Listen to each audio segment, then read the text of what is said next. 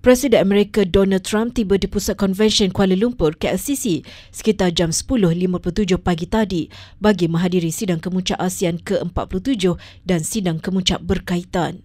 Trump tiba di Malaysia hari ini bagi menghadiri sidang kemuncak ASEAN ke-47 menandakan lawatan pertama Presiden Amerika Syarikat ke negara ini dalam tempoh sedekad dan juga lawatan sulung Trump ke Malaysia.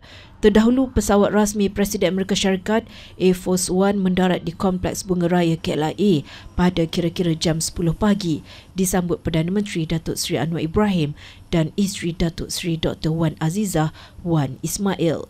Mengiringi pemimpin Amerika Syarikat itu ialah wanita pertama milenial Trump serta anggota delegasi Amerika Syarikat yang lain. Trump dan Anwar turut dijadual mengadakan mesyuarat dua hala dan menyaksikan pemeteraian beberapa perjanjian serta menghadiri sidang kemuncak ASEAN Amerika Syarikat ke-13 dan jamuan rasmi bersama dengan pemimpin ASEAN.